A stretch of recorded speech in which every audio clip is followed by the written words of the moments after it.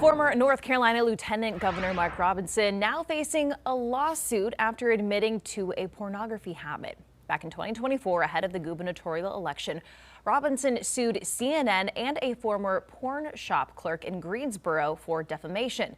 Robinson claimed that he only ever visited that shop to see a friend, but the clerk claimed that Robinson visited often and even watched videos in a private booth. Robinson later dropped the lawsuit in early 2025 after losing the election. Now, after admitting to having a pornography habit, that former shop clerk is suing Robinson back for malicious prosecution.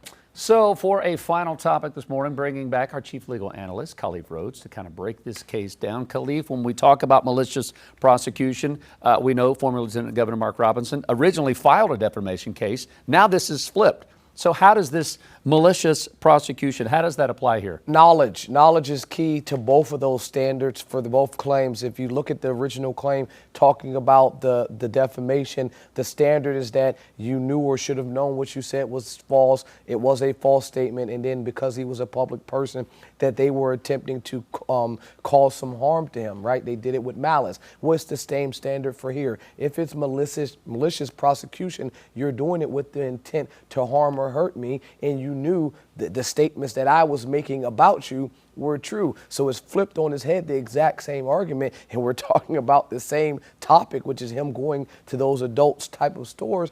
Yeah, you're saying you knew what I made at that time, back when you were running for lieutenant governor, was an accurate statement. Now you've attempted to go after me and cause me some financial harm in the tune of attorney fees, litigation expenses, and I want to recover that from you.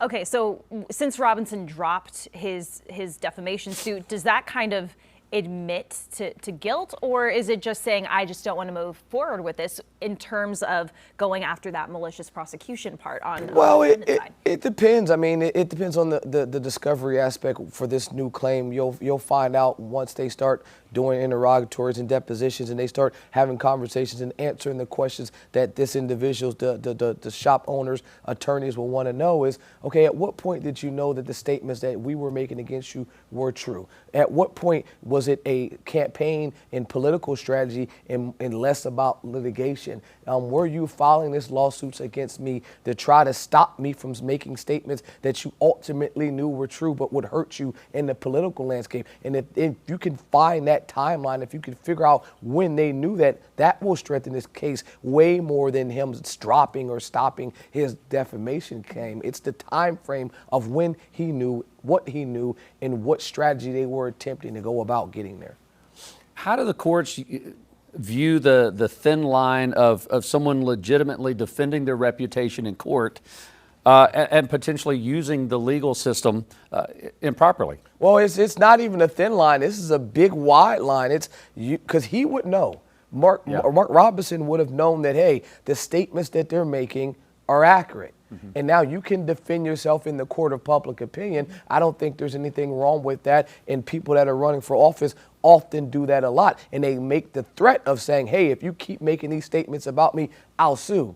I think you're past that line, significantly past not the thin line, but the large line, when now you file said claim against individual when you have the information knowing that is accurate. So now you've jumped over the line, and now you put yourself into that malicious prosecution. You put yourself in a abuse of a process, and both of those will land him in having to pay this person's attorney fees and litigation expenses. Is that all this shop owner is asking for here, or is it more of my business was impacted by you being involved in all of this? Because I feel like that might be a little bit difficult to prove. Well, it's always a catch-all. When you file these claims, you're going to say, look, I have expenses exceeding $25,000. I want my litigation expenses. I want my attorney fees. And then I'm going to add this just and proper cause, because then I'll leave it up to the court. So now the court can say, I believe that you were damaged in this amount, and you can provide loss of business, loss of revenue, harm to your reputation. There are a number of things that you can add on to that, but the court can make that determination on its own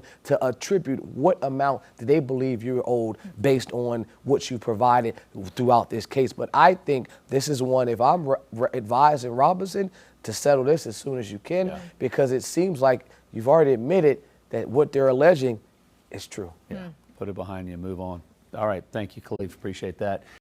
Queen City News Plus. Just search Queen City News on your smart TV's app store.